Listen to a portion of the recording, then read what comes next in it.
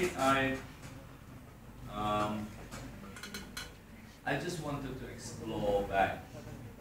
I grew up in Kelantan, and it's a kind of thing that kadang-kadang kita ni, I mean, I grew up on the beach of Pantai Ibrahim, then it was called. And one day, my parents took me away. I grew up on the beach. I tengok my place. I tengok my puteri, I tengok my Yong on the beach. That was the time. Jadi walaupun I dah, my father bekerja di luar. So walaupun dah berapa tahun di luar, tapi I teringat that story. That moment. Jadi itu boleh menjadikan satu mitos kita memikirkan untuk diri sendiri. Jadi itu boleh menjadikan satu mitos saya seolah saya buat, jadi saya untuk buangkan. So that's maybe on a personal level. Tapi I just wanted to tell a story yang saya pernah jumpa orang-orang macam itu, dan untuk berceritakan tentang ada satu masa dan ada satu tempat yang di dalam kehidupan, boleh katakan dalam kehidupan saya, tapi juga dalam satu situasi di Malaysia yang sebenarnya benda apa yang berlaku, orang yang membunuh. Bapa saya tulis, dan dia selalu kata dengan saya, itu memang dah biasa. Okay, yeah. I don't know whether you can share this information with us or not. Just want to ask you how much is the character invested in this film, and how much is the box office collection so far? Okay. And as far as what we do, okay, let me explain. I don't know the total figure. Okay, I'm so sorry, because I prefer to let my producer deal with it. We put it's a normal budget, 1.5, and then if you include marketing, it's probably about 1.8. Right? It's normal standard, like every other film. But the collection, I don't know the exact figure, but I can tell you, it's not over $1 million or anything. It's not like a David Teo film or any other film. We do not make that kind of money. I think at that month, bulan itu, I can say this lah. Seafood made in the first week, I think. Seafood made 900. Kura made whatever 600 or 700. Adnan Spade made whatever. We made we made about 400 and something or 600 and something. I can't remember. 4 to 5 in the first week. But you have to remember, we made 40 prints. They made 90, 60 to 70 prints. There was another film as well. So my point is, the film that made the money that first week, in one weekend was 7 million of John Carter. So for me, I did not do too badly, because I'll tell you why. 20 years of film hantu, rempit, awak bodoh, and rom-com. I'm sorry, I mean, I'm not putting anyone down, yeah? But 20 years, they built that audience. Yeah. And we know the middle class don't go to simulators, right? But the people that went to see my films were Bunohan, Malays, Chinese, Indians, right? And also certain kind of people, maybe you could say certain class. But what it created was beyond our expectations. But before we even finished editing,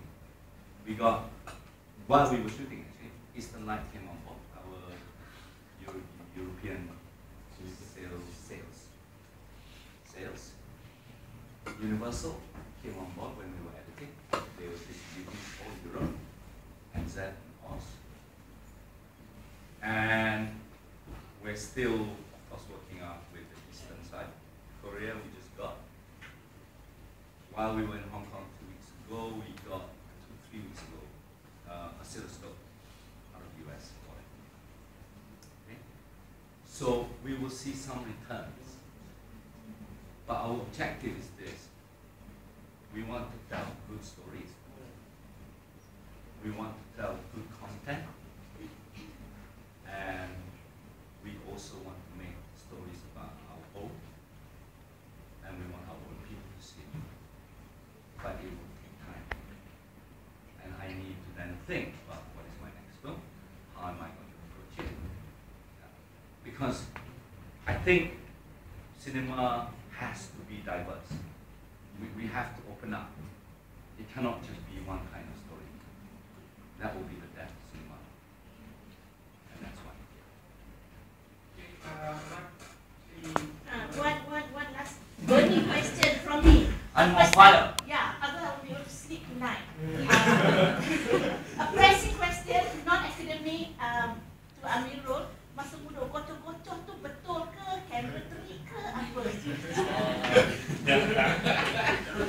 Kalau tengok mu sekarang ni memang tak boleh gocoh-gocoh lah. Boleh lah. Macam, you know, he also look much older in his character. So I'm just wondering. Sekarang perut dah buncit. Okay. Ada part yang sebab training sebelum tu ada kami training 2 bulan yang memang untuk fight scene, memang belajar tutur tomoe yang memang kita orang first week dengan Zaire rasa nak mati dah. First week untuk kelas tu memang rasa pecah badan dah. Dan kami struggle sampai dapat even waktu shoot pun ada part yang kami tutur buat tumbuk tutur apa semua. Dan benda tu jadi sakit tu dah rasa macam tak sakit pun. Tumbuk kena. Tumbuk kena lah. Boleh try lagi tak? Demo. Ada beberapa yang macam Zaire lawan dengan memang Zaire lawan dengan budak tomoe yang betul-betul memang badan dia keras. Kalau kita sepak pun kita rasa macam sepak besi je. Sebab saya extra semua tu, saya ambil. Actually, I did a lot of research. Before that, saya pergi ke Macok, saya pergi ke Tempat, saya pergi ke Sud, and tempat lain. And saya tengok kelab semua. And we got contact lah. And so kebanyakan extra dalam filem tu kita guna ialah budak tomoe. Dan no, they're not actors, but they're not just any normal extras. So I wanted to put them dalam satu situasi where the culture of tomoe kickboxing surrounds them. Yeah, and so even masa training tu, even masa dia berlawan tu semua memang budak tomoe. So then of course I put them through training, and training dengan Abang Mazuki, dan dia ada tomoe boxing club dia. And macam juga macam bahasa, the language, and actually also I need to say syairi dan where one asli where buat budak Kelantan. Bila I tengok budak Kelantan, I was so impressed by the acting actually and the dialogues.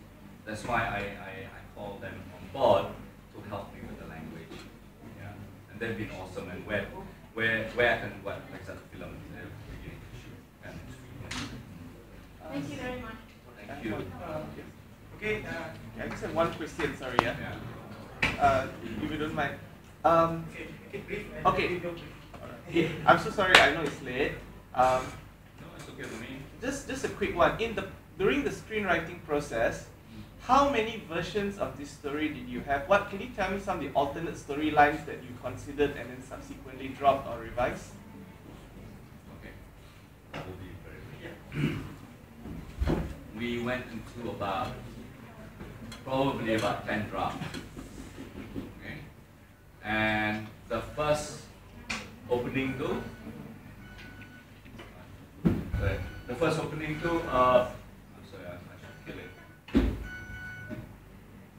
The first opening, actually, there was a lot of scenes in the beginning. Sorry, I'm still in session. I'll give it. Other opening though, there was a lot more scenes, fighting. It was too long. I cut it from the script stage. Lepas tu I actually nak actually apart from that there's not much else actually. Tapi we did edit out selepas kita dah shoot masa di dalam editing stage. When I said to you macam the minor 3 kita edit out, dan because the minor 3 I wanted at the end because I nak documentary tu jadi film jadi documentary. So at the ending tu is actually a documentary of the minor 3. Sebab minor 3 you tak boleh, dia orang tak boleh lakon kan. It has to be the real thing. Okay, thank you semua.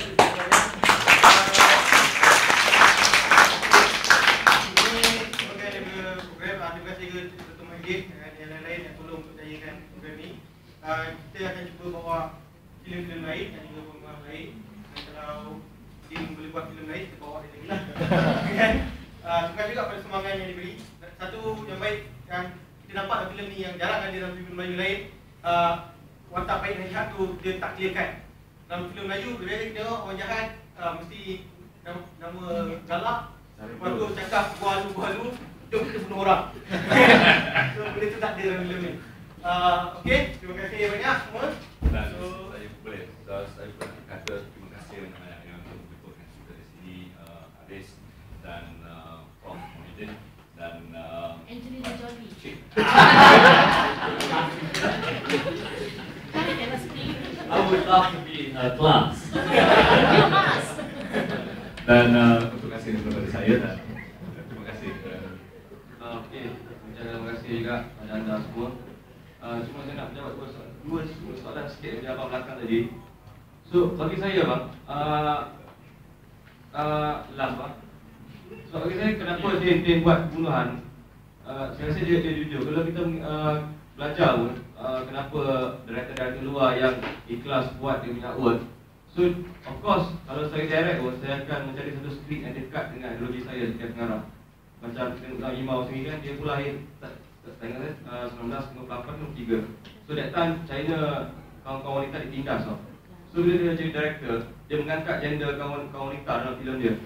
So itu Zan Imau. So macam tim saya rasa naskah Bunohan sangat dekat dengan diri dia sebab dia pun melalui proses tu. So saya rasa Bunohan adalah sangat jujur. So kami pelakon pun sangat jujur. Dan kenapa kami berjaya melakonkan naskah ini sebab for me saya letakkan artis dengan aktor di Malaysia banyak perbezaan dia. So bagi saya kalau bila you seorang pelakon yang baik, you boleh jadi apa saja. You tak kisah untuk jadi apa saja. Kalau kita letakkan aktor become everything. Dalam compare kan kalau pelawak kan, bila pelawak je you declare pelawak, you buat serius pun orang gelak. So aktor boleh buat gelak, boleh jadi serius. So dia boleh jadi apa saja. Kita boleh bentuk dia sebab dia seorang aktor, seorang pemain. Okay, terima kasih. Terima jujur.